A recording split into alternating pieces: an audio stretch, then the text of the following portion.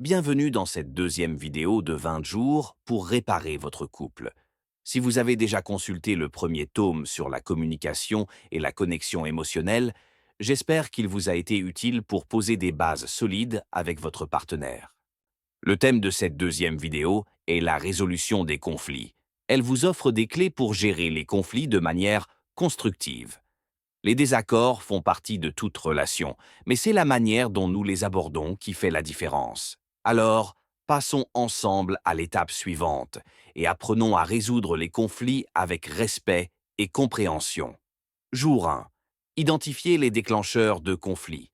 Apprenez à repérer les situations, mots ou comportements qui déclenchent des disputes dans votre couple. Comprendre les causes profondes des conflits permet de mieux les anticiper et d'éviter leur répétition. Jour 2. Utilisez des phrases apaisantes. Remplacez les accusations par des phrases comme « je me sens frustré quand » ou « je préférerais que nous essayions cela ensemble ». Les mots choisis peuvent désamorcer une situation tendue et favoriser un dialogue constructif. Jour 3. Établissez des règles de communication claires pendant les conflits. Par exemple, pas de cris ni d'insultes ou pas devant les enfants. Fixer des règles aide à maintenir un dialogue respectueux et constructif. Jour 4. Prenez du recul pour comprendre le point de vue de l'autre pendant un conflit. Essayez de vous mettre à la place de votre partenaire pendant un conflit.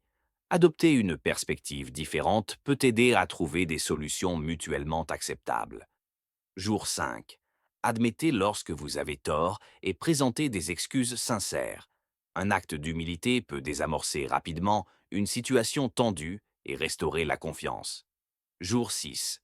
Évitez de réactiver d'anciens conflits, ne ramenez pas des problèmes passés lors d'une dispute actuelle. Réactiver de vieux conflits complique inutilement la résolution du problème présent. Jour 7. Cherchez des compromis.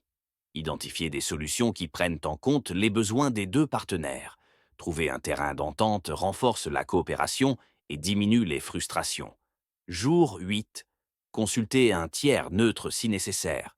Si les conflits persistent, envisagez de consulter un conseiller conjugal ou un thérapeute. Un tiers impartial peut offrir une perspective nouvelle et des outils adaptés pour résoudre les tensions. Jour 9. Acceptez que, parfois, il n'y a pas de solution immédiate. Certains conflits nécessitent du temps pour être résolus. Acceptez cela sans frustration. Forcer une solution immédiate peut créer plus de tensions que de bénéfices. Jour 10. Pratiquez la patience pendant les conflits. Apprenez à accepter les imperfections de votre partenaire et soyez patient face aux changements. La patience est la clé pour naviguer dans les moments difficiles et éviter les conflits inutiles. Jour 11.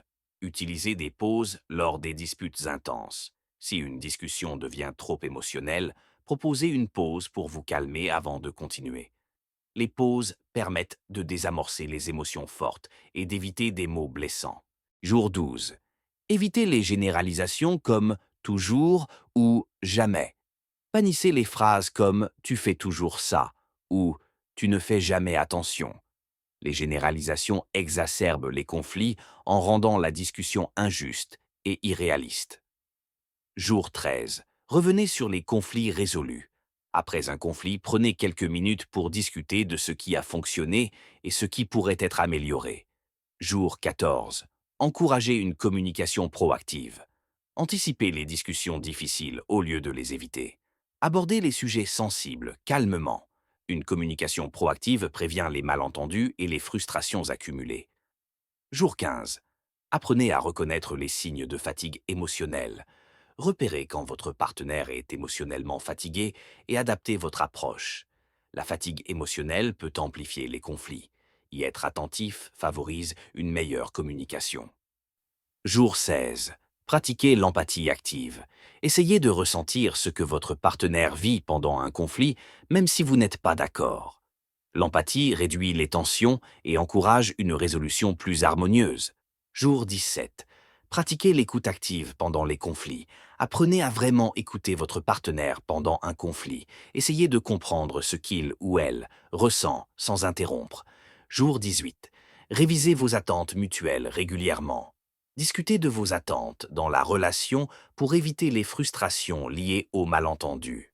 Les attentes non alignées sont souvent à l'origine de conflits inutiles. Jour 19. Évitez de prendre les critiques personnellement. Lorsqu'un partenaire critique, considérez-le comme une opportunité de croissance plutôt qu'une attaque. Jour 20. Acceptez que tous les conflits ne sont pas évitables. Reconnaissez que certains désaccords sont naturels et font partie de toute relation. Accepter cette réalité réduit la pression et aide à mieux gérer les conflits. Félicitations pour avoir terminé la vidéo 2. Résolution de conflits.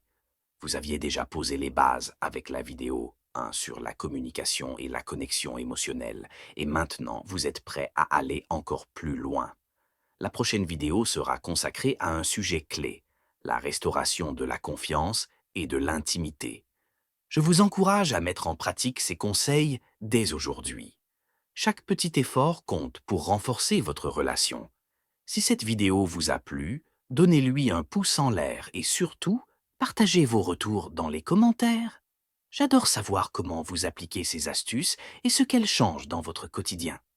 Ensemble, nous allons continuer à avancer et à faire grandir votre complicité. À très bientôt pour le prochain chapitre. Et en attendant, gardez cette flamme vivante dans votre relation.